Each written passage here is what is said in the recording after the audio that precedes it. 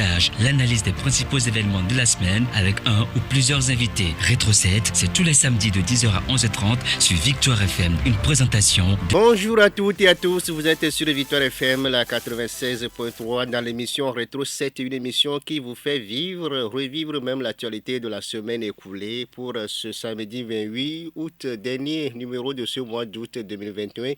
Nous accueillons M. Francis Pedro Amouzou, il est conseiller chargé des relations avec les médias à l'Alliance nationale pour le changement, l'ANC, le parti de Jean-Pierre Fabre. Au menu de cette émission, la tournée nationale de l'ANC, les conclusions de la CENAP, le diagnostic de l'appareil judiciaire fait par Abdoulaye Yaya, président de la Cour suprême, président du Conseil de la magistrature suprême, aussi les nouvelles mesures sociales prises par le gouvernement à cette période de crise sanitaire, le programme Ouezou en faveur de la femme enceinte et du nouveau-né et la prière nationale de la Fédération togolaise de football pour la renaissance du football au Togo.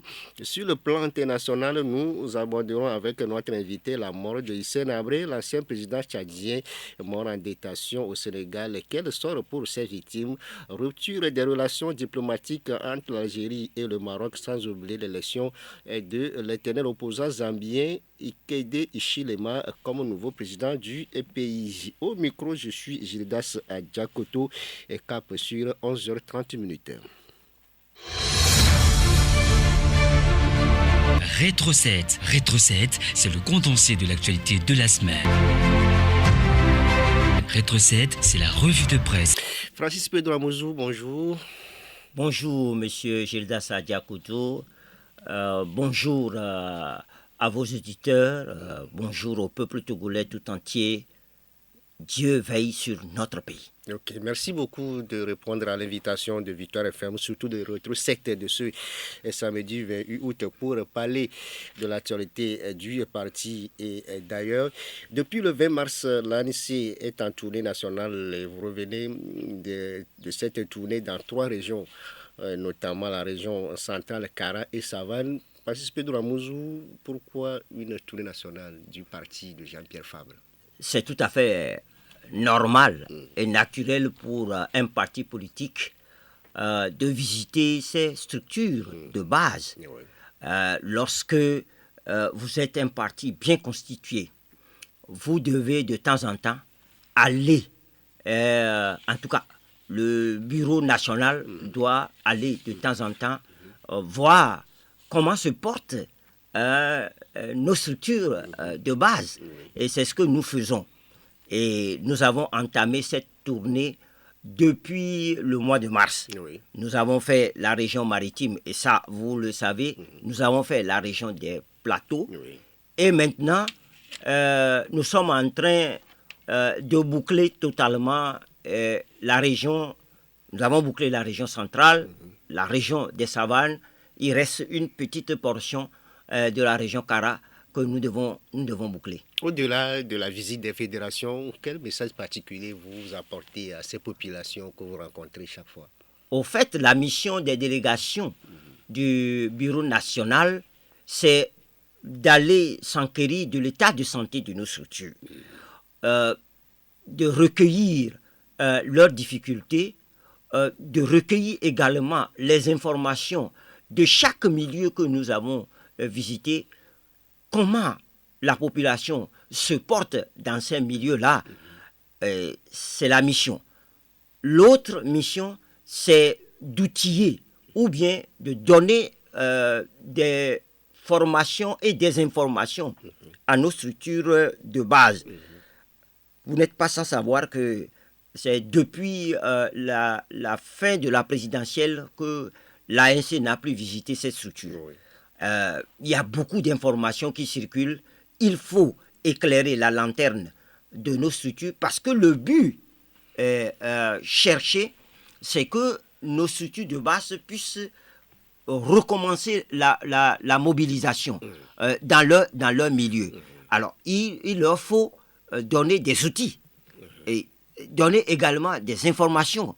Vous êtes journaliste, monsieur Gildas Adjakoto, des éléments de langage pour aller vers les populations. Et c'est la mission des délégations qui était la dernière fois dans la région centrale, la région de la Kara et la région des savanes. Une mission accomplie, avez-vous le sentiment, M. Francis Pedro Amouzou? Ah ben oui, si vous voyez un peu les images, d'aucuns ont cru que c'était des meetings. Non, ce n'était pas des meetings. C'est la rencontre avec les bureaux fédéraux. Donc, vous voyez, dans un bureau fédéral, il peut y avoir 15, 17, 18, voire 20 membres selon la taille de la commune. Il y a des communes qui ont 3, 4 cantons. Oui. Donc, des délégations doivent venir de chaque canton pour pouvoir suivre ou bien rencontrer les délégations du bureau national. Donc, ce n'était pas des meetings, Oui. mais c'était des rencontres avec nos structures, les bureaux fédéraux. Et voilà, je peux vous dire que ça s'est très, très, très bien passé. Et je vous donne un exemple en passant. Oui. À Takwemba, et ceux qui connaissent Takwemba, et pour y aller de Dapaon à Takwemba, à peu près 115 km, mais en piste. Et vraiment, la route est défectueuse. Très, très, très défectueuse. Donc, lorsque vous allez là-bas et que, disons, 1 an, 7 mois après la présidentielle, vous retrouvez vos structures, vous devez être fiers que malgré tout, nos structures sont là, en place. Partout où nous sommes passés, nous avons retrouvé nos structures. C'est vrai que par endroits, il y a eu des manquants, Oui. parce qu'il y a des décès, il y a eu des gens qui sont partis en voyage, il y a eu quelques défections. Nous n'avons pas peur de dire la vérité. Il y a eu quelques... Mais ce qui est patent, c'est que les structures sont là. Elles sont là, puisqu'elles ont pu réunir le bureau Elles sont là, nécessaire. toujours fidèles à l'ANC. Ah ben oui. Si elles ne sont pas fidèles à l'ANC, est-ce que nous allons pouvoir les voir? C'est parce que elles sont fidèles à l'ANC que nous les avons vues. Je peux vous dire que nos collègues qui étaient dans la centrale étaient allés à Tindiassé. Je vous dis, de Sokodé à Tindiassé, ça fait 7 heures de route. Piste vraiment très, très, très défectueuse. Et je ne vous dis pas les petits problèmes de véhicules, de moteurs de véhicules que les collègues ou nous tous, nous avons eu sur le terrain. Mais à Tindiassé, les structures sont là. À Djarpanga, les structures sont là. Et je vais vous donner des localités peut-être que vous n'avez jamais entendu parler. Je vous parle de Loutougou. Loutougou, c'est dans le canton de Tami. Tami, c'est dans le Tone 3. Vous voyez? Alors, je vous parle également d'une localité, Nalong.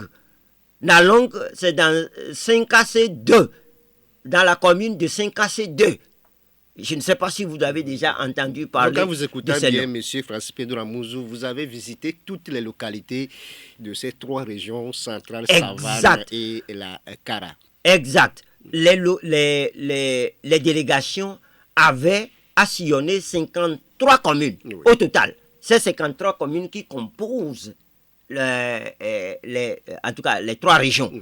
Donc, je vous ai dit tout à l'heure que on a eu un petit problème que je ne voudrais pas dire sur ces antennes. Ce qui fait que on n'a pas pu être dans la Kéran et dans le Dankmen. Okay. Au-delà de ces problèmes techniques que vous relevez, apparemment vous n'avez pas eu des problèmes administratifs par rapport à d'autres partis politiques qui se sont arrêtés peut-être à des oppositions, des représentants locaux pour ne pas mener l'activité. Mais l'ANC, apparemment, vous déroulez vos activités sur le terrain comme sans difficulté. Je peux vous dire qu'il y a eu quelques petites difficultés.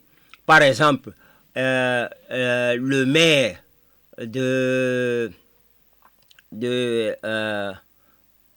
Mpoti a refusé que la réunion se tienne dans sa localité. Je ne sais pas pourquoi.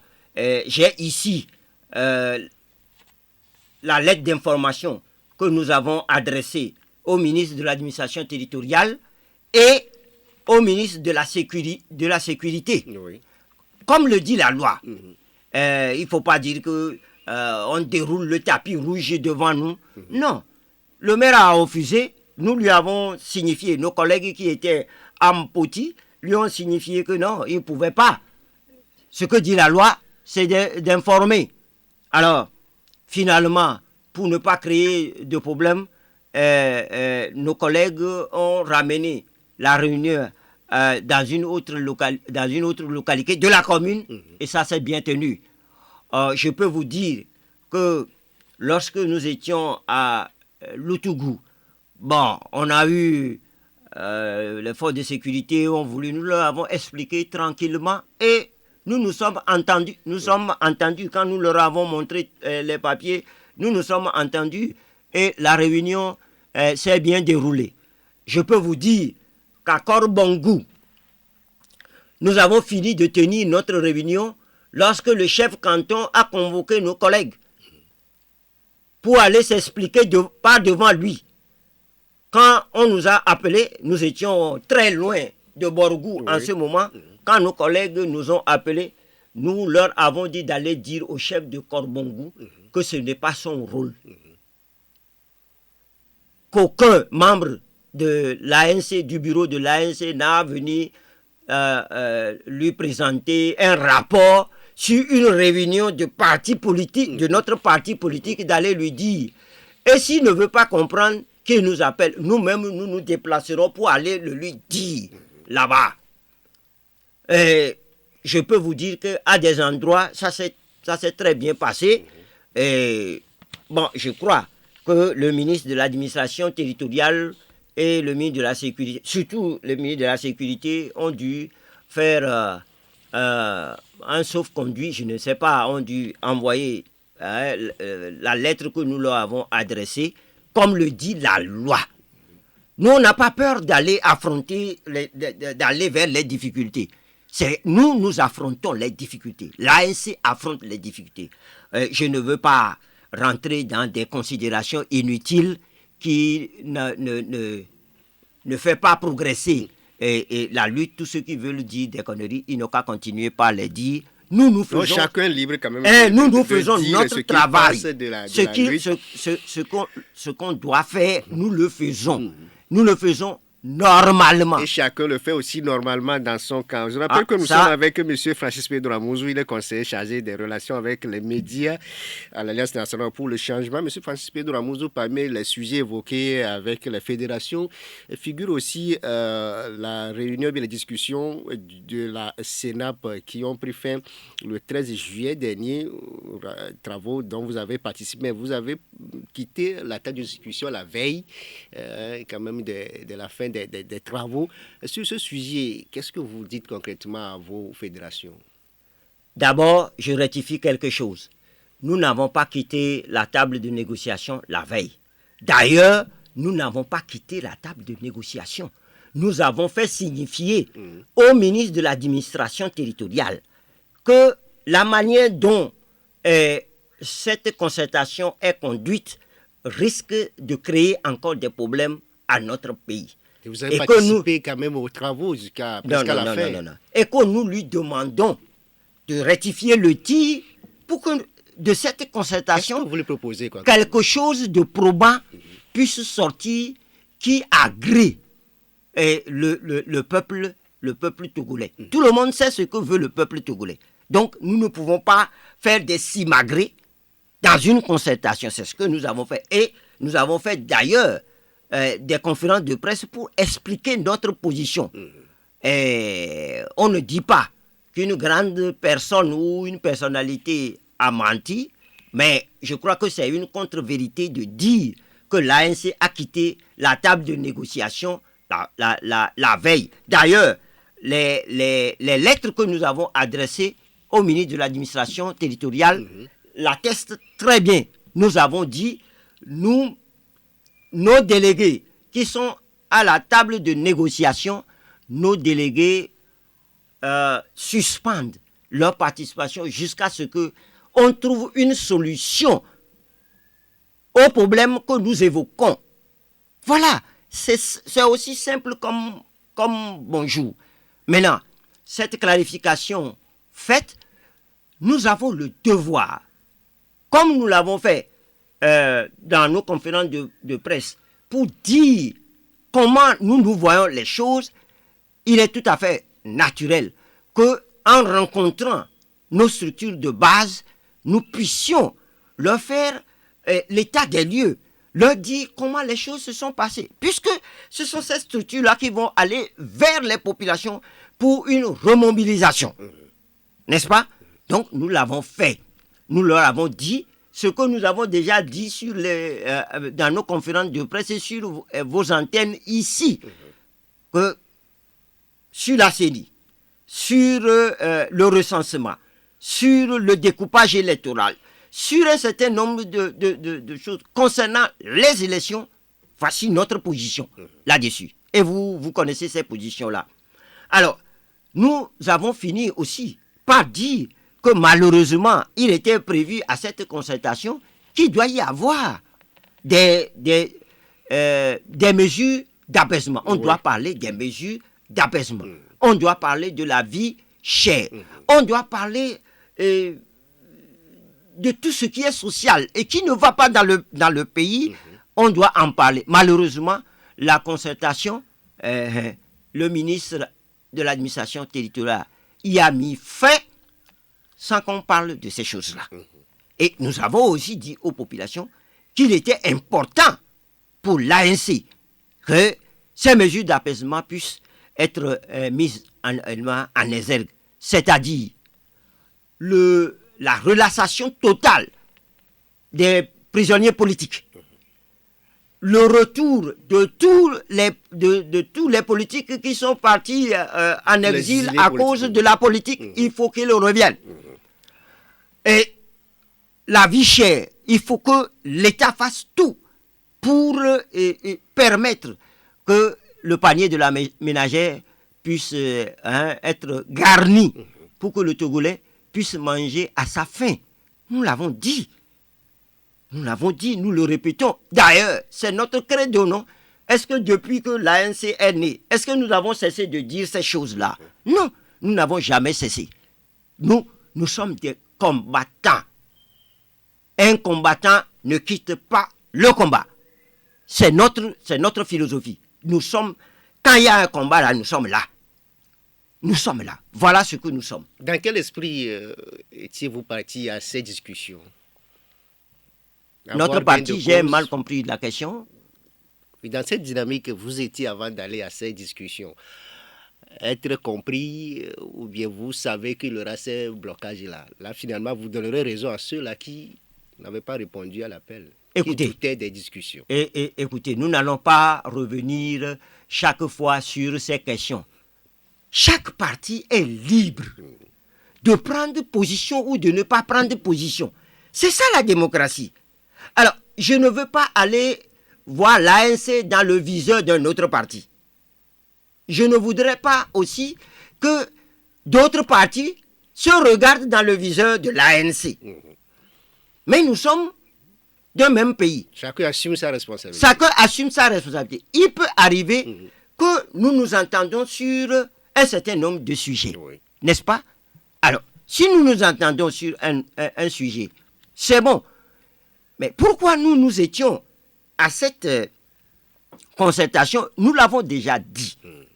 Mais l'ANC a écrit au chef de l'État pour demander cette concertation. Malheureusement, le chef de l'État ne nous a pas répondu à maintes reprises. Et voilà que le gouvernement s'amène pour dire « je vais faire ». Est-ce que nous, qui avons demandé, nous pouvons dire non? Mais au fait, il y en a qui disent qu'il ne faut jamais discuter. Bon, c'est leur philosophie. Peut-être ils ont quelque chose de plus. Ou ils ont un autre moyen pour faire fléchir ce pouvoir-là. Nous, on ne sait pas. Ils sont les bienvenus s'ils ont les moyens de le faire. Nous ne disons pas non. Mais ils ne peuvent pas nous dire à nous de ne pas discuter pour pouvoir trouver un moyen de faire fléchir ce pouvoir-là. Ils ne peuvent pas. J'ai écouté des discours, je ne veux citer personne. J'ai écouté des discours, mais nous n'allons pas rester à l'étape de discours. Il faut agir. Alors, si aller discuter, cela veut dire que nous sommes des traîtres, bon, ça, c'est ceux qui le disent. Mais nous avons suffisamment démontré que aller discuter, ça veut dire que nous gardons ce que nous sommes. L'ANC garde ce qu'elle est. L'ANC ne change pas. L'ANC est sur le métier. Chaque jour, nous nous remettons sur le métier. Vous savez, j'ai rigolé un peu lorsque monsieur le président Laurent Gbagbo a rencontré Alassane Ouattara. Oui. Le président Alassane Ouattara. J'ai rigolé et j'ai vu ce que les Togolais ont écrit. Voilà des gens qui ont fait la guerre et qui se rencontrent. Nous, c'est une guerre larvée. Parce que les morts que nous avons, c'est trop. C'est une guerre larvée. Mais il nous faut discuter. Le monde nous donne des leçons. Regardez, est-ce que quelqu'un aurait cru que les États-Unis pouvaient discuter avec les talibans en Afghanistan? Est-ce que les États-Unis pouvaient discuter avec les talibans? Mais les États-Unis, la France, l'Union soviétique, la Russie, l'Allemagne, ils discutent avec les talibans. Apprenons du monde. Apprenons des exemples du monde. Ne soyons pas sectaires, renfermés sur nous ici au Togo avec des vues obtuses. Non. Nous disons que ce pouvoir gouverne mal. Nous le disons en des termes clairs. Nous disons que ce n'est pas normal qu'on puisse arrêter des gens parce qu'ils ont parlé de leur pays et la Constitution leur donne le droit. Nous ne pouvons pas accepter cela. Mais ceux qui le font, ceux qui nous embastillent, ceux qui nous tuent, ceux qui font sont aussi des Togolais. Il nous faut, et avec des marges, il nous faut leur dire ce que vous faites, les yeux dans les yeux, ce que vous faites n'est pas bon. Changez. Vous avez vu, non? Quand vous êtes venu à nos conférences de presse, est-ce que vous avez vu que l'ANC rampait devant le pouvoir? Nous avons fait la démonstration suffisamment. Je n'ai pas à déblatérer à vos micros ici. Dernier sujet à évoquer sur l'ANC et par rapport à cette tournée, c'est les prochaines régionales qui sont annoncées en 2022. C'est vrai que vous l'avez dit dans vos récents propos que cette tournée ne vise pas seulement à préparer ces élections régionales qui s'amènent, mais l'ANC, les élections régionales de 2022, comment ça se prépare? J'ai écouté beaucoup, ou bien j'ai lu sur les réseaux sociaux beaucoup de choses. J'ai lu des audios dithyrambiques. J'ai vu un certain nombre de choses. Ah, l'ANC est en train d'aller au régional. Et on nous a tassé même tous ceux qui vont aux élections avec le pouvoir sont des collabos, sont de ceci, sont cela. Bon, nous on écoute ça. Pour le moment, Monsieur Jesus Ayakuto, est-ce qu'on a annoncé les régionales? Est-ce que quelqu'un a annoncé l'organisation des régionales? Personne n'a annoncé ça. Personne n'a annoncé. Pourquoi les gens veulent aller voir l'ANC en train de préparer les régionales? Pourquoi? Pourquoi cela? Bon, je laisse ça de côté. Je reviens maintenant à la question. Les régionales font partie de l'ordonnancement des élections locales. Oui. N'est-ce pas? Et de tout temps, tous les partis politiques, sauf le pouvoir, demandaient l'organisation des élections locales. De façon comme ça, ils ont fait les municipales. Vous savez que les locales, c'est 2 étapes. Les municipales et les régionales. Ils ont fait les municipales. Il reste les régionales. Et c'est pour organiser ces régionales-là que le ministre, dans un premier temps, ministre de l'administration territoriale, dans un premier temps, nous a contactés pour l'organisation des régionales. Et nous vous avons dit que l'ANC a répondu vertement. Si c'est pour l'organisation des régionales, vous pouvez faire ce que vous voulez. Nous, on ne vient pas. Mais si vous voulez qu'on parle du Togo, des problèmes qui assaillent le Togo, nous sommes votre homme. Finalement, nous avons eu gain de cause et ils nous ont dit, venez, on va parler de tout. Seulement, c'est, venez, on va parler de tout là, c'est ça qui a causé problème. Le tout, quand nous voulons en parler, on dit non.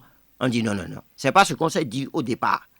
Il faut ce qu'on s'est dit là, il faut qu'on le fasse. On parle des vrais problèmes du Togo. Donc, les régionales, ça peut venir, je ne sais pas quand.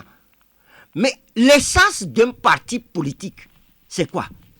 Un parti politique, c'est quoi? Un parti politique, c'est d'aller aux élections pour gouverner, n'est-ce pas? Donc, le rôle premier du parti politique, c'est de mettre ses équipes, en tout cas ses structures, en branle pour attendre les élections. Et on dit, il y a un adage en Évé ou bien en Mina qui dit Awadjogbe m'appelle tout.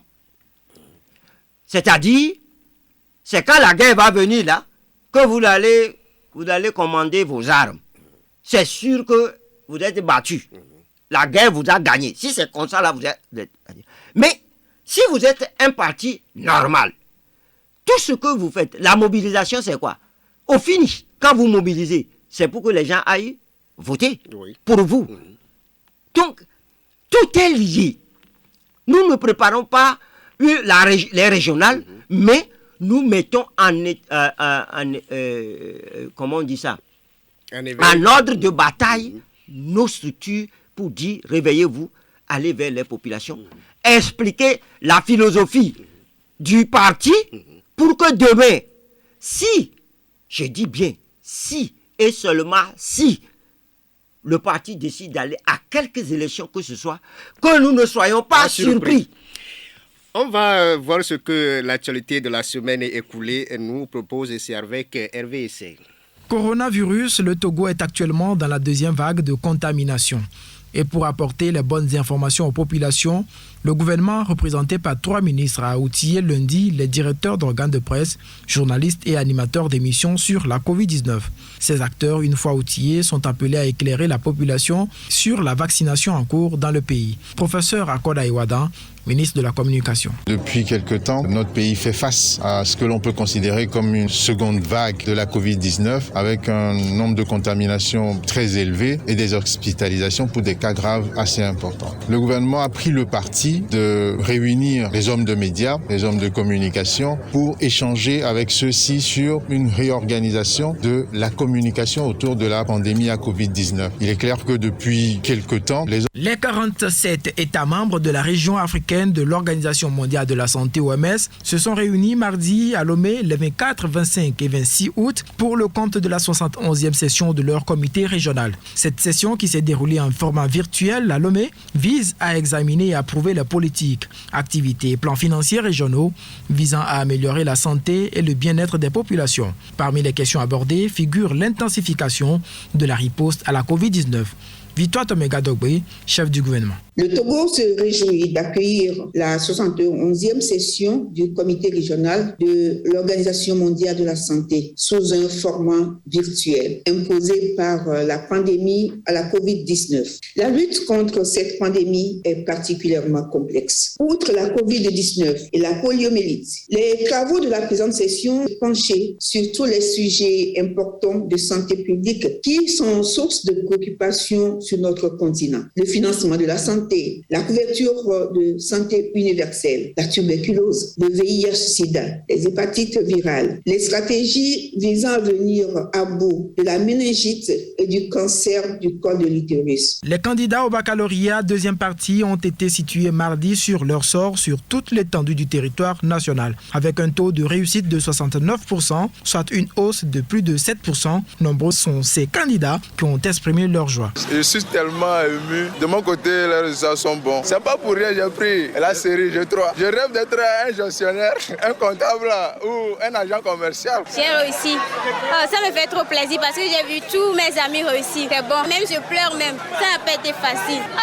On a marché sur le soleil, la pluie, avec les moustiques qui nous piquent partout par là. Je vais aller à l'université de Lomé. Je souhaite à les amis qui n'ont pas réussi que courage, que l'année prochaine, eux aussi, Dieu va faire, ils vont prendre leur bac. J'ai travaillé, j'ai bossé dur. Ma mère m'a dit que, oh mon fils, tu vas devenir fou. J'ai dit que maman, cette fois-ci, je vais avoir le bac pour te rendre fier. Et je l'ai fait. Elle était très contente même. Elle a dit, ça c'est mon fils. Éducation toujours avec la décision du gouvernement de rendre gratuits les frais d'inscription et de scolarité pour les collèges et lycées publics du Togo pour le compte de l'année scolaire 2021-2022. Une décision bien accueillie par le président du mouvement Martin Luther King, Pasteur Edo Komi, et le conseiller de l'Union togolaise des associations des parents d'élèves, Edo Misebukbo, que je vous invite à écouter respectivement. Le mouvement Martin Luther King salue cet acte qui est de nature à donner un peu de souffle aux parents dans une période de crise sanitaire qui a presque ralenti toutes les activités. Pourtant, il est permis de s'interroger sur l'aspect pratique de cette mesure étant donné que les infrastructures ne sont pas au point. Si aujourd'hui le chef de l'État a pris cette décision d'exonérer les parents des frais scolaires, nous ne pouvons que saluer cela et le remercier du fond du cœur. C'est un pas vers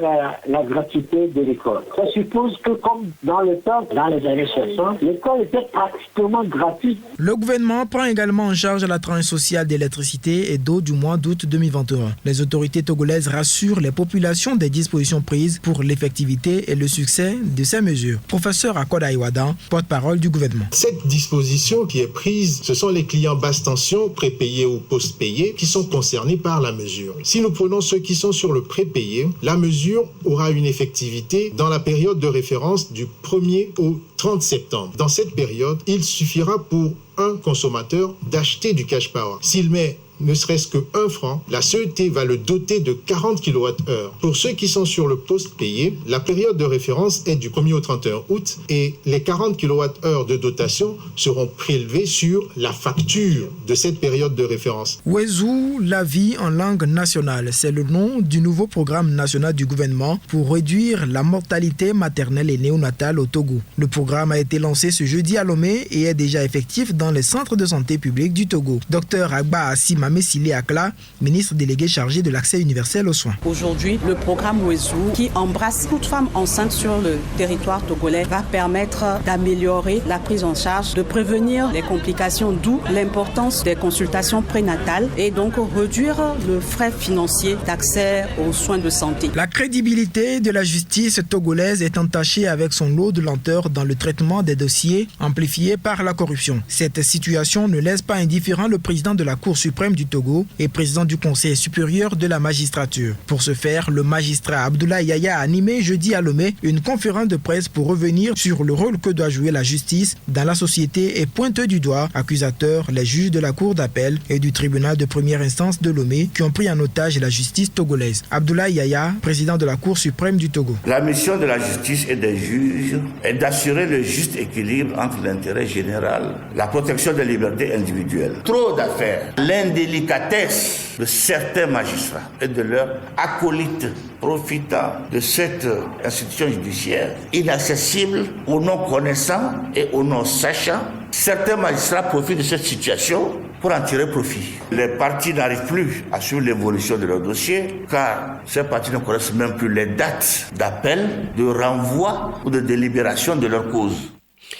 Monsieur Francis Pedro Amouzou, je veux qu'on insiste sur la dernière réaction du président de la Cour suprême du Togo, président du Conseil supérieur de la magistrature, Monsieur Abdoulaye Yaya, qui vient de dresser l'état des lieux de la justice togolaise.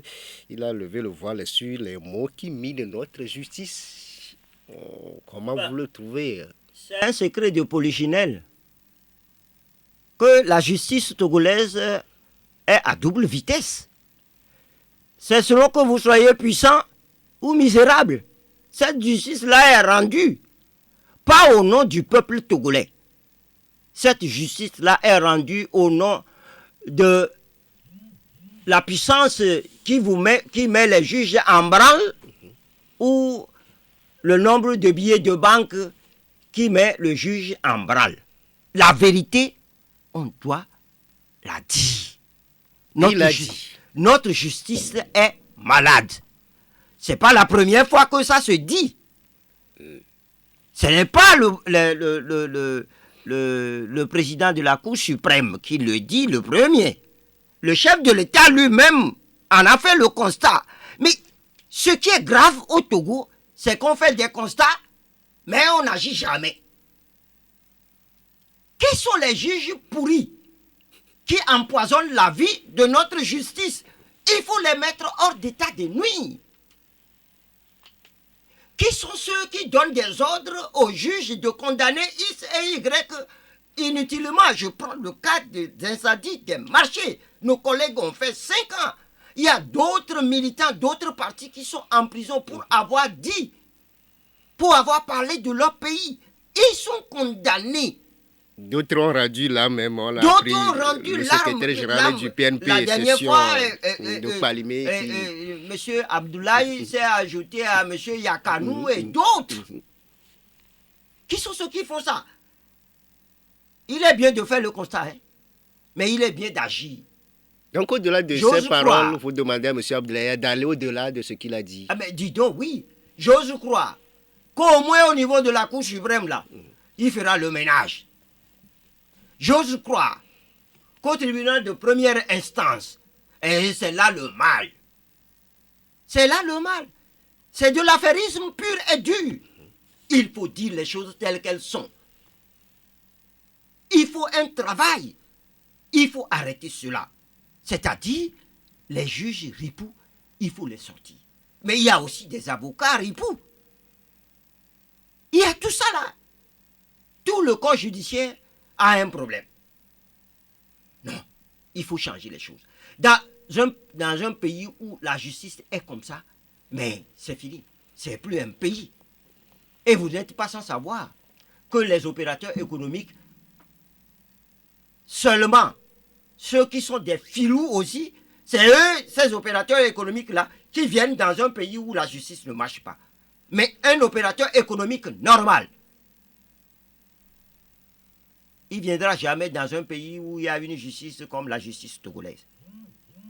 Et pourtant, il y a de bons juges, il y a de bons avocats parmi eux. Mais ils ne sont pas nombreux. Ils ne font pas tache d'huile. Les ripoux sont nombreux. Voilà. Donc, moi, le constat, je ne suis plus au niveau des constats. Je voudrais être au niveau de l'action. Parce que il nous arrive, profanes que nous sommes, de lire certaines décisions. Oui. C'est abracadabrant. Ou bien c'est abracadabran. Vous ne savez pas comment on est arrivé à prendre une décision de ce genre. Et surtout, n'allez pas dans les affaires de foncier. Hein. Oh, les juges sont en affaire avec les ripoux du pays. On voit. C'est dans quel pays nous sommes? Il faut que tout ça là change. Il faut que ça change. Il faut que le pouvoir cesse d'instrumentaliser la justice. Il faut que le pouvoir d'argent aussi cesse d'instrumentaliser la justice pour laisser les juges libres et prendre leurs décisions en leur âme et conscience, comme le dit leur texte. On va évoquer les nouvelles mesures sociales prises par le gouvernement à cette période de crise sanitaire, ceci pour aider les couches vulnérables. On a appris la gratuité des frais scolaires à partir de la rentrée prochaine et aussi la tranche sociale des factures d'eau et d'électricité pour le mois d'août 2021. Francis Pedro Amouzou, Depuis l'apparition de cette crise sanitaire, le gouvernement est toujours attentif aux cris des populations. Ce n'est pas la dernière ni la première mesure. D'une façon globale, comment vous trouvez ces nouvelles mesures prises par le gouvernement? Gildas Adiakoto, je vais vous surprendre. Et ça, ce que je vais dire là, ça n'engage que ma petite personne. Parce que je suis là, je regarde.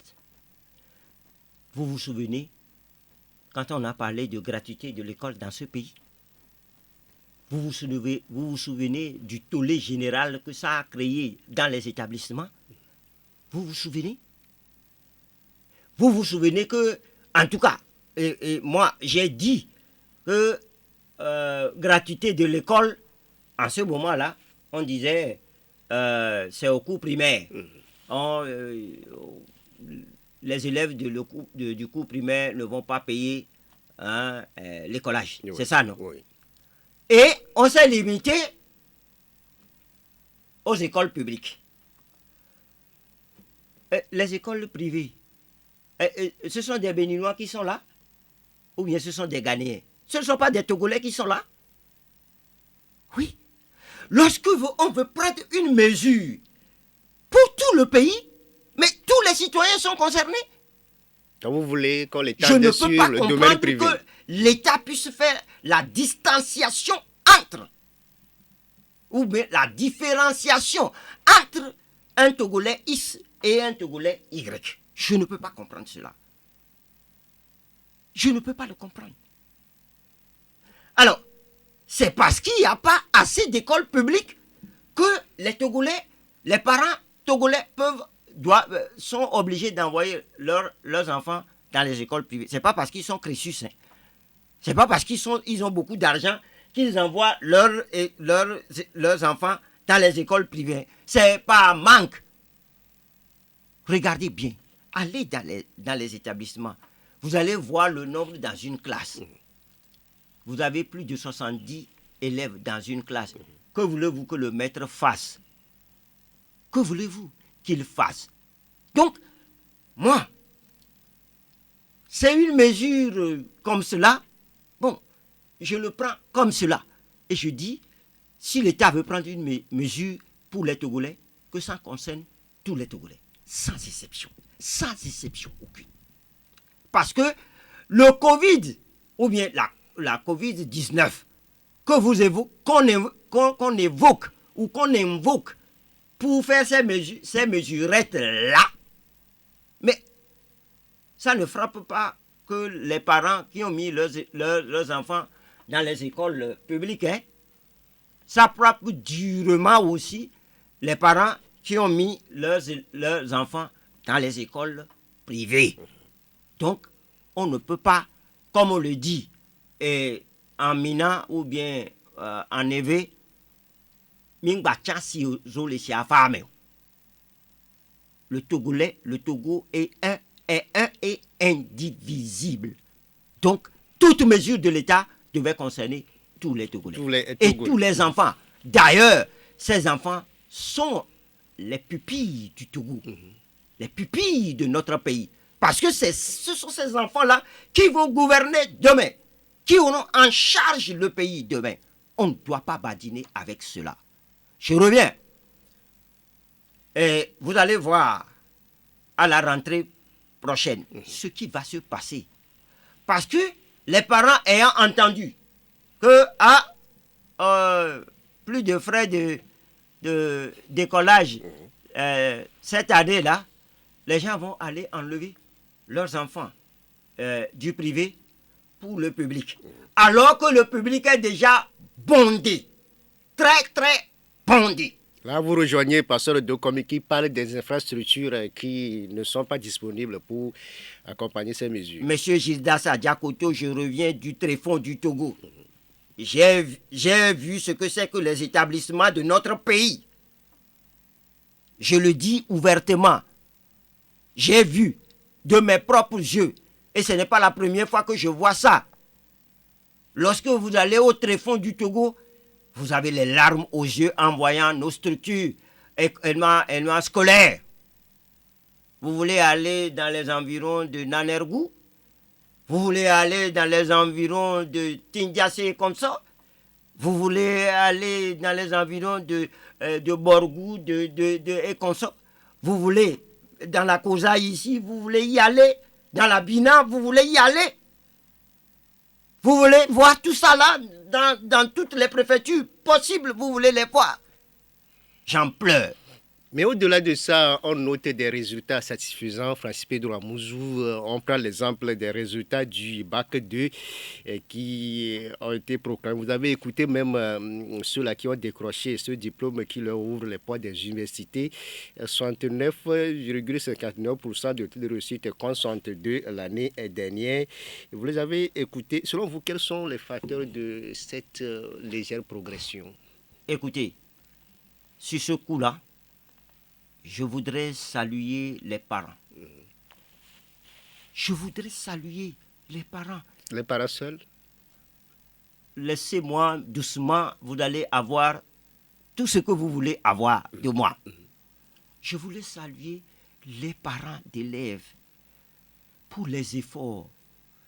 Parce que envoyer son enfant à l'école en ce moment-ci, c'est la croix et la bannière. Je voulais les saluer. Je suis même debout pour les saluer. Je voulais saluer les enseignants qui se saignent là pour avoir 100 élèves dans une classe et faire des réussites. Je voulais les saluer. Je voulais les encourager à continuer. C'est un sacerdoce. Je voudrais demander que l'État regarde très bien, et les parents d'élèves, et les enseignants. Parmi les enseignants, on dit toujours les volontaires aussi. Tout ordre confondu. Quand je parle d'enseignants là, je dis tout ordre confondu, de l'université jusqu'au préscolaire. Tout ordre confondu. Maintenant, je reviens sur les résultats. Moi, je n'applaudis pas 69%. Non, je n'applaudis pas. Je veux avoir 85%. C'est ça, là. C'est ça, réellement. Pourquoi je dis cela? On peut y arriver. On peut y arriver comment? Avec 100 élèves dans une classe? Avec, le manque criard de matériel didactique? Avec l'enseignant qui est, je ne sais quoi? Avec les infrastructures scolaires que nous avons là, nous allons arriver à 80% ou 85%. Parce que le parent qui s'est saigné pendant toute une année pour mettre son enfant au monde, à l'école, quand son enfant échoue, eh bien dis donc, c'est vraiment du traumatisme pour lui. C'est du traumatisme. Vous ne pouvez pas imaginer ce que c'est que pour un parent qui s'est saigné. Voilà quelqu'un qui gagne 60 000 francs et qui doit envoyer son enfant à l'école. Supposons qu'il n'a qu'un seul enfant. Si nous faisons un petit calcul, 60 000 francs. Les frais d'écolage, les frais de fourniture, le kaki, le manger à l'école, le manger à la maison, les soins. L'enfant va avoir la fièvre. Il va tomber malade. Là, on a School Assure. Le gouvernement a mis en place cette assurance-là pour les élèves aujourd'hui qui fait son cours normal d'établissement scolaire public. Vous voyez, M. Gisèle Adiakoto, vous parlez toujours des mesurettes. Je refuse d'être dans les mesurettes. Je refuse. C'est comme vous écoutez, c'est comme si rien n'est fait. Nous parlons d'un État. Nous parlons de notre pays. Et ce qui doit être, c'est ce que je dis. Je ne parle pas de mesurettes. Je parle du Togo. Je parle de ce qui doit être fait. Pourquoi ne consultons pas beaucoup d'écoles? Pourquoi on ne le fait pas? Pourquoi n'avons-nous pas d'université digne de ce nom? Pourquoi on ne recrute pas autant d'enseignants? Pourquoi? Mais c'est le rôle de l'État, non? Le budget de l'État est fait pourquoi? On me dira que ce n'est pas seulement l'école. Mais Quel est ce pays-là vous voulez construire sur du néant? L'éducation est la base de tout. L'éducation, la santé, et puis, miam miam, ce qu'on met dans la bouche. C'est ça qui est important. Et c'est de cela que le gouvernement doit s'atteler. Pas ce que nous voyons là. Pas ce que nous voyons quand nous voyons sur les réseaux sociaux que des ministres se payent des voitures assez... Oui, dans le secteur de l'éducation. L'argent là aurait suffi pour mettre une école quelque part. Monsieur Francis Pedro Amouzou, dans le secteur de l'éducation, il y a quand même des efforts qui ont été faits. C'est vrai que vous suivez depuis ce moment les travaux du professeur Kokoroko au ministère de l'enseignement primaire et secondaire, avec ces dernières notes qui portent sur la gratuité des cours de vacances, aussi les relevés de notes et d'autres décisions. Globalement, comment vous trouvez ces décisions récentes prises par le patron de ce département? Je vous ai dit que je vais vous surprendre, monsieur Gildas Atchakoto. Tout ça là, c'est du one-man show. Du one-man show qui n'apporte pas grand-chose à notre pays, surtout à l'éducation nationale. D'abord, le système même est à revoir totalement, de fond en comble. Parce que le système d'enseignement que nous avons là ne va fabriquer que des chômeurs. Ce système-là ne va fabriquer que des chômeurs. D'ailleurs, des demi-lettrés. Si ce système-là ne change pas pour amener les élèves à avoir quelque chose entre leurs mains, vous savez, les Ghanéens ont compris depuis. Vous vous souvenez que les Ghanéens venaient ici cirer nos chaussures, non? Vous avez vu un Togolais cirer des chaussures? Non. On a appris aux Togolais que les petits métiers là, non. Lui, il doit être un fonctionnaire. C'est ce qu'on a appris aux Togolais. Ce n'est pas bon. Tout le système doit changer. Tout le système. De l'université jusqu'à maintenant, ça doit changer. Le monde évolue. Ça, si on s'attaque à ça, et nous serons là pour dire, ah oui, très bien, voici nos propositions aussi. C'est le premier point. Le second point. On ne vient pas dans un monde comme ça. Je décrète. Non, on ne décrète pas comme ça pour un pays. Il faut regarder les choses en face.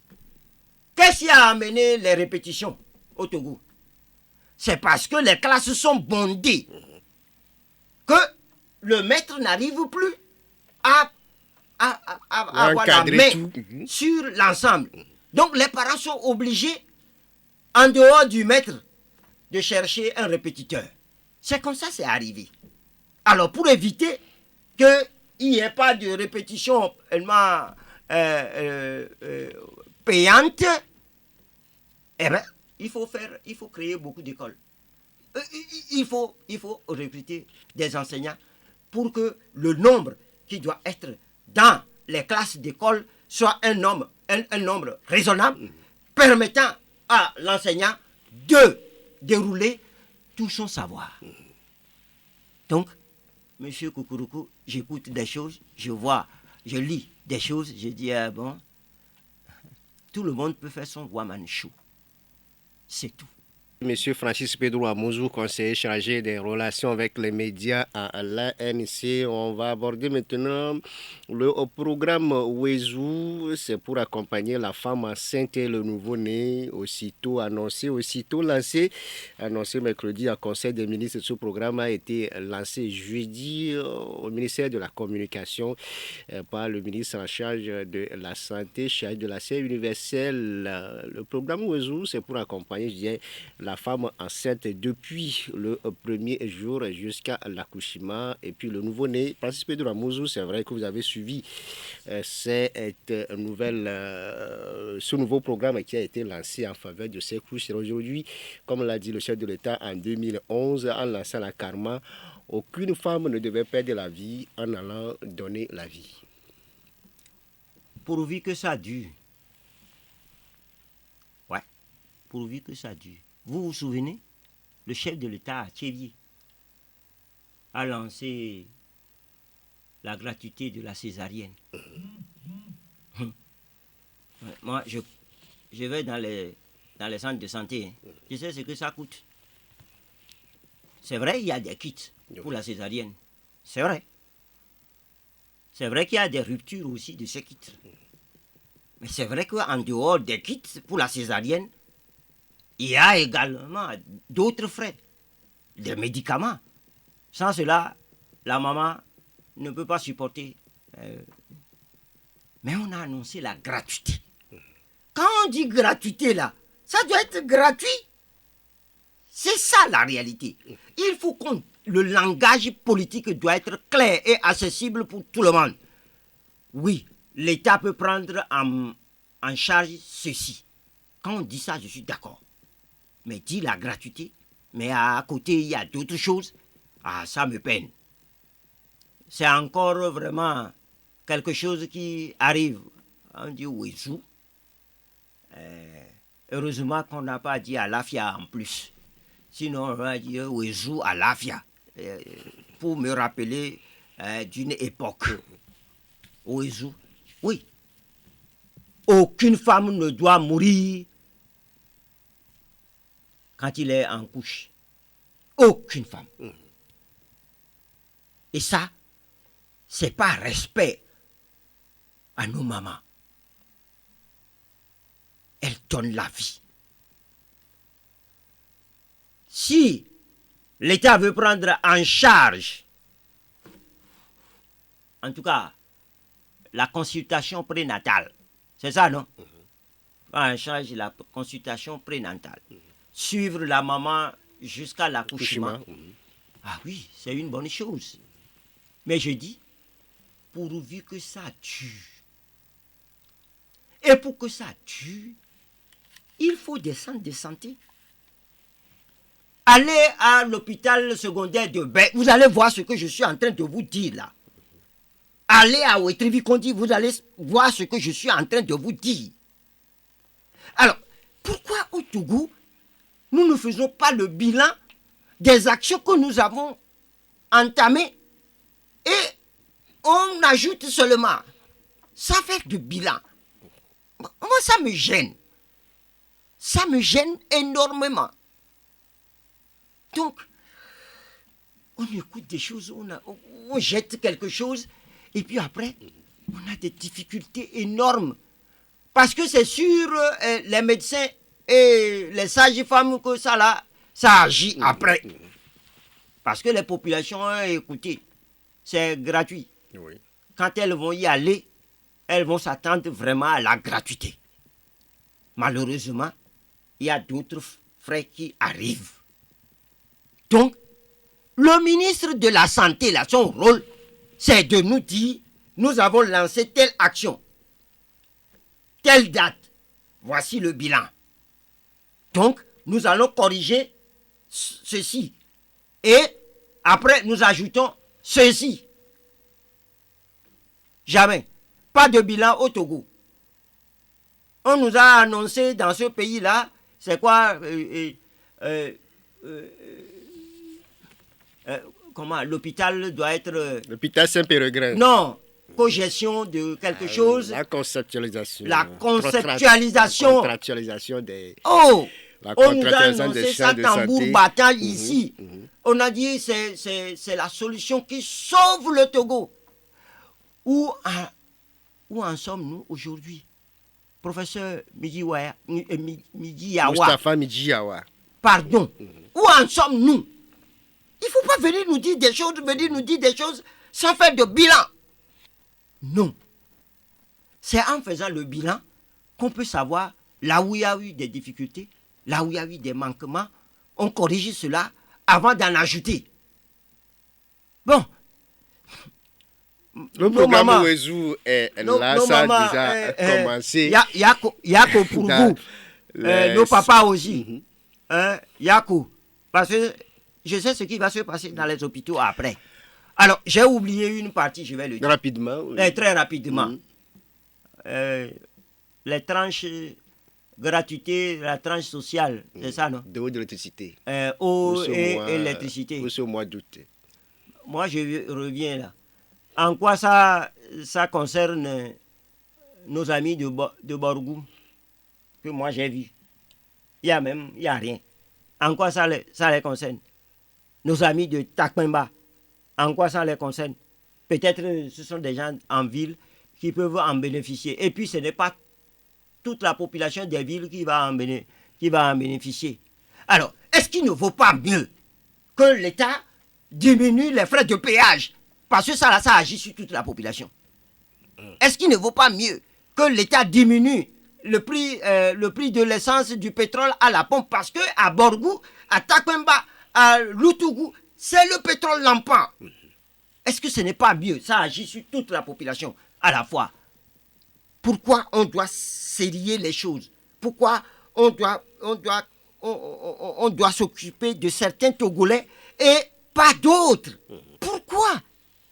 Voilà, je voulais faire cette remarque-là pour dire, les mesures sociales, je suis d'accord, mais il faut que ces mesures soient générales.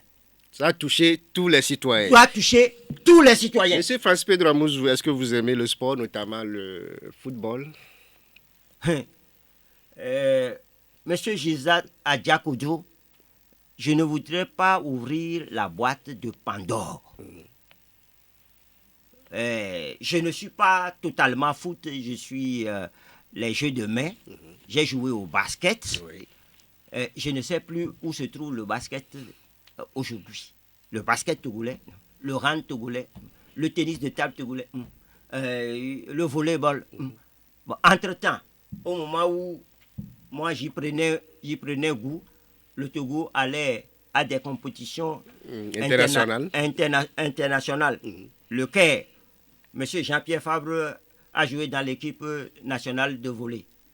Il est allé en compétition au Quai. Mais nous allons parler du football. Le foot.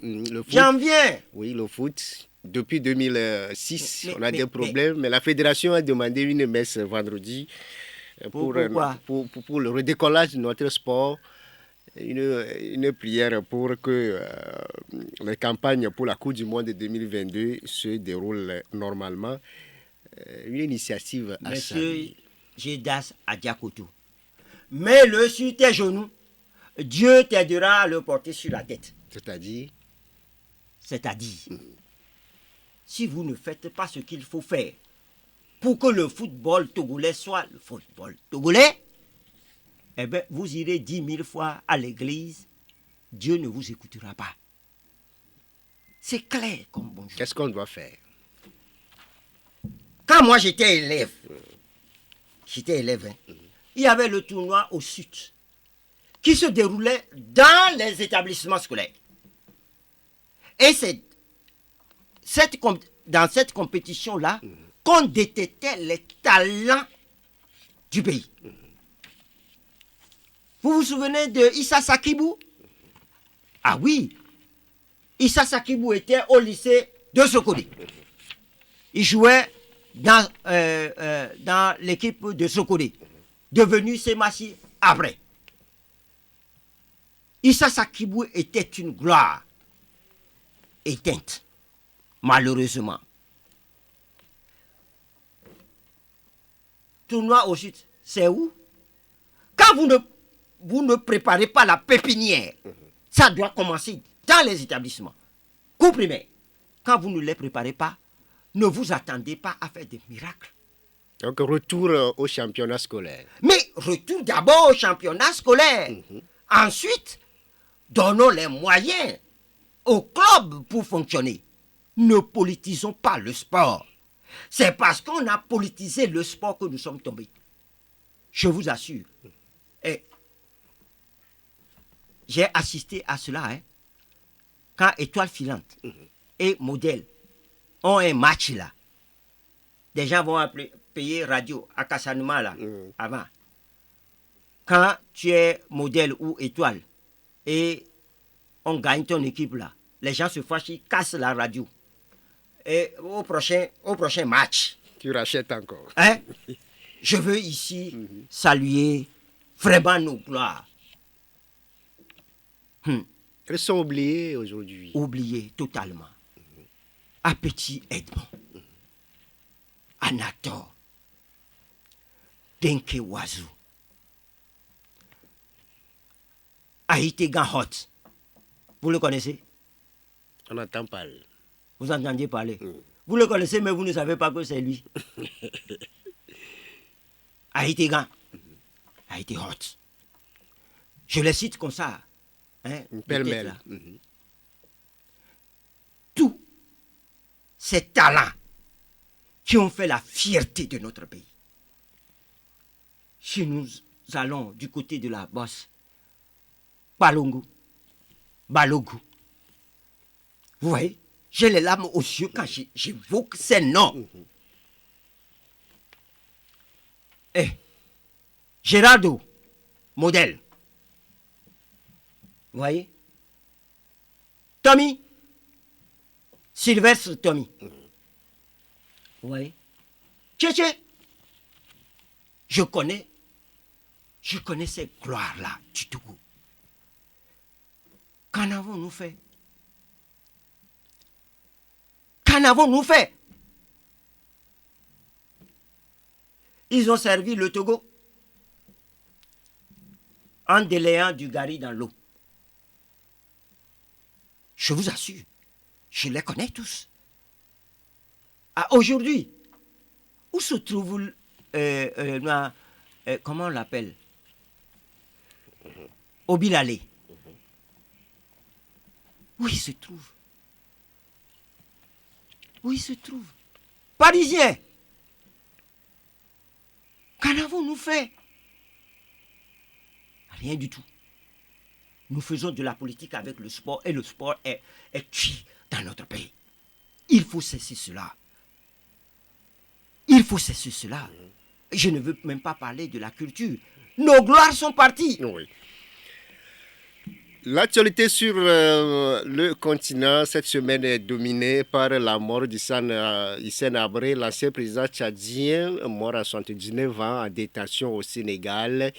Les victimes se demandent à quelles elles seront quand même vouées. On a aussi appris la rupture des relations diplomatiques entre l'Algérie et le Maroc, et puis l'élection de l'éternel opposant zambien Hakainde Hichilema, 69 ans, comme nouveau président de la Zambie.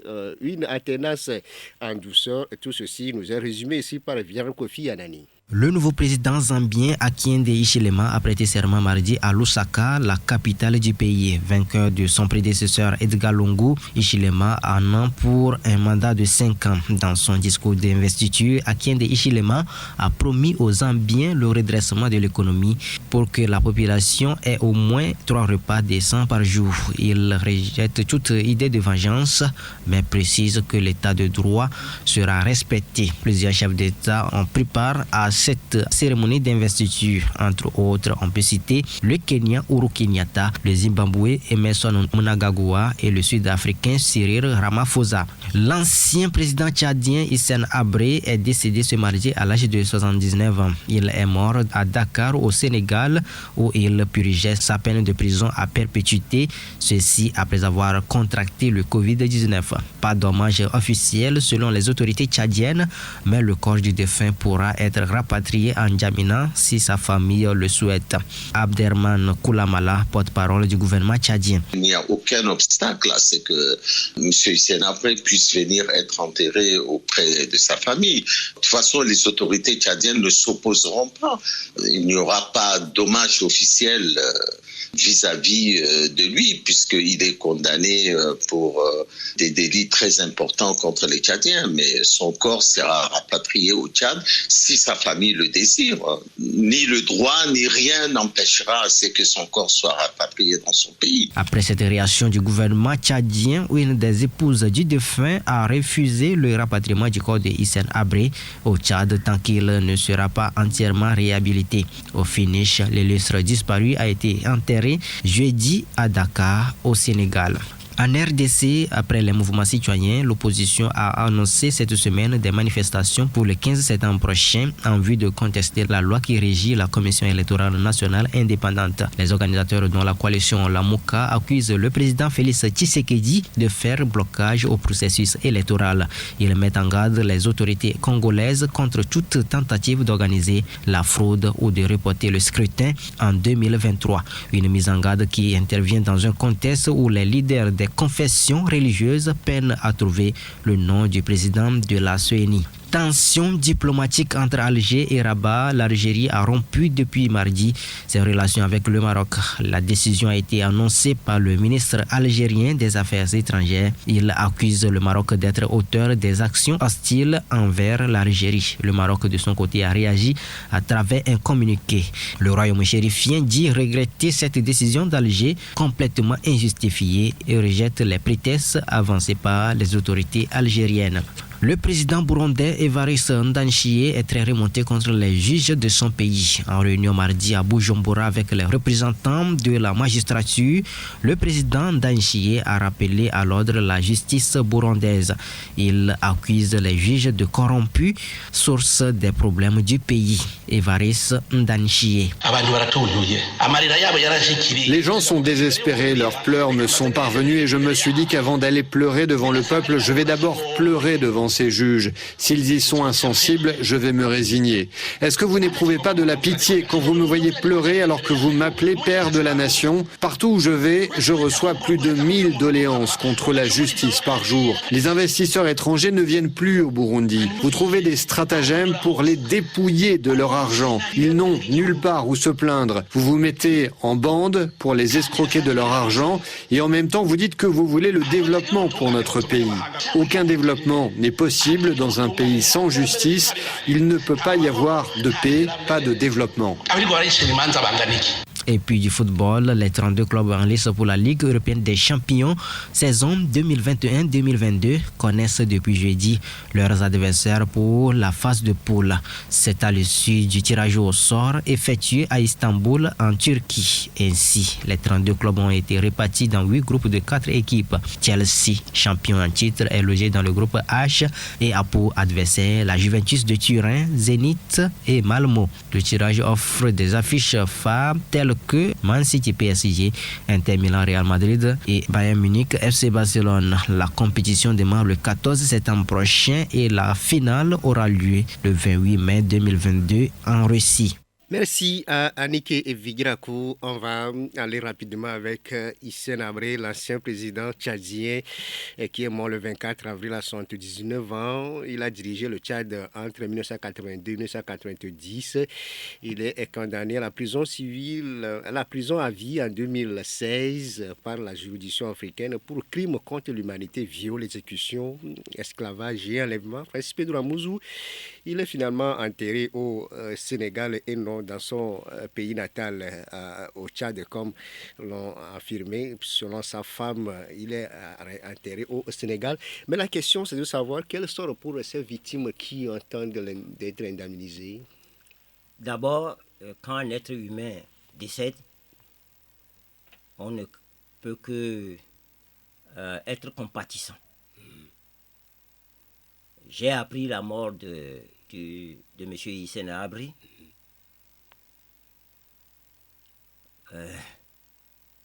J'ai eu de la peine pour les victimes. Parce que malgré que M. Hissène Habré soit jugé, les victimes ne sont jamais rentrées dans leurs droits. Oui. Je crois que la communauté internationale a aussi on a reproché quelque chose à la Les victimes appellent l'Union africaine à leur venir en aide. C'est ça, nos regroupements en Afrique. Que ce soit l'Union africaine, la CEDEAO, la SADC, machin. Mais ils sont là pour eux-mêmes. Ils ne sont pas là pour les peuples. Qu'est-ce qui empêchait l'Union africaine de prendre des décisions idoines? C'est vrai, M. Hissène Habré a commis beaucoup de crimes. Des atrocités. Des atrocités, on nous les avait montrées. Les prisons à N'Djamena, la fameuse piscine qu'on nous a montrée. Nous avons vu les images et c'était atroce. Au moins, il fallait indemniser les victimes. Parce que aucun sou ne remplacerait ce qu'ils ont enduré. Mais il fallait apaiser un peu les cœurs. Pourquoi l'Union africaine ne l'a pas fait? Ils ont mobilisé beaucoup d'argent pour juger Hissène Habré. Mais ils n'ont pas pu mobiliser de l'argent pour les victimes. Bon, c'est ça l'Afrique, malheureusement. Est-ce que ça signifie que c'est aussi fini pour ces victimes-là d'être indemnisées? Non, mais c'est en cela que j'appelle la communauté internationale à agir. Mais M. Hissène Habré est décédé. Mais est-ce que les crimes sont effacés? Non, les crimes sont toujours là. Les victimes sont toujours là. Il faut les apaiser. Alors, j'ai écouté tout à l'heure le gouvernement tchadien dire « Oh, ils ne vont pas s'opposer. » Il ne faut pas dire qu'ils ne vont pas s'opposer. Il faut maintenant que le gouvernement tchadien puisse se dire « Oui, il y a eu des problèmes dans le pays. » Et qui me dit que l'actuel président même n'est pas aussi coupable? Qui me le dit? Ce n'était pas lui le chef d'état-major de Hissène Habré. Donc, l'État du Tchad doit mobiliser des fonds pour apaiser les cœurs. Parce qu'on ne saurait développer un pays sans des mesures d'apaisement. C'est ce que je pense. Oui. Je le dis fièrement, c'est ce que je pense. Un autre pays, l'Algérie, le Maroc, la rupture. C'est ce qui vient à la une des journaux et des médias internationaux depuis le 24 août dernier. Francis Pedro Amouzou, pour certains, c'est des différends qui ont duré pendant 60 ans entre ces deux pays. Mais ce qui a mis le feu aux poudres, c'est 3 éléments. On a le feu, la terre et puis les ondes. D'abord, les feux avec les incendies qui ont dévoré Kabylie, faisant 90 morts. Ensuite, la terre avec la désertique Sahara occidentale décrétée marocain dans les dernières temps de Donald Trump. Et puis on parlait des ondes avec le programme israélien Pegasus qui le Maroc aurait utilisé pour espionner beaucoup de dirigeants algériens. C'est ce qui a quand même mis le feu aux poudres. Aujourd'hui, quelles seront les conséquences de cette rupture entre les deux? D'abord, avant d'aller aux conséquences,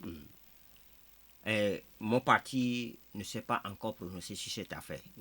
Ce que je vais dire ici n'engage que ma petite personne. Je dis, c'est ce que je pense. Ce qui se passe là, entre le Maroc et l'Algérie, à propos du Sahara occidental, l'appelle-t-on. Avant, on l'appelait le Sahara espagnol. C'est ce que j'ai appris à l'école. Sahara espagnol avec pour capitale El Aoun. N'est-ce pas? Ce qui se passe là-bas, c'est l'hypocrisie de la communauté internationale. C'est hypocrite. Et les Occidentaux également. Moi, j'ai suivi cette affaire-là. Et un peu, même les Américains avaient dit non, il faut qu'ils soient indépendants un temps. Et puis après, les Américains ont changé. Les Français ont dit la même chose et puis ils ont changé. Finalement, est-ce que ce n'est pas de l'hypocrisie? Il faut laisser ce petit pays-là en paix. Je respecte le Maroc, je respecte l'Algérie, mais je dis, est-ce que le Maroc a encore besoin du Sahara espagnol pour être Maroc? Est-ce que l'Algérie a besoin du Sahara espagnol pour être Algérie? C'est tout ce que je dis. Il faut laisser ce peuple-là en paix qui souffre depuis plus de 60 ans. Il faut les laisser en paix. la petite richesse qui est là. Merci beaucoup à vous, Francis Pedro Amouzou. Je rappelle que vous êtes conseiller chargé des relations avec les médias. Alliance nationale pour le changement, c'est avec vous que nous avons passé au peigne et fait l'actualité nationale et internationale. De tirer un chapeau au président Hiroshima en Zambie. Hein? Voilà un combattant. Voilà quelqu'un qui a lutté tout son temps pour son pays. Voilà. Sixième tentative. Et il devient président. Il faut que les Togolais apprennent. Merci beaucoup à vous, Francis Pedro Amouzou. Merci beaucoup aussi à vous, Aïté Messan, qui a assuré la coordination technique. La vidéo, c'est l'affaire du RVC. Merci à toute l'équipe qui m'a aidé à préparer, à présenter cette émission. Vidra Kofi Anani et toute la rédaction. Prochain rendez-vous de cette émission, c'est un nouveau numéro dans le mois prochain avec Monsieur Della Agbo. Portez-vous bien et bon dimanche chez vous. Moi, au micro, je suis Gildas Adjakoto.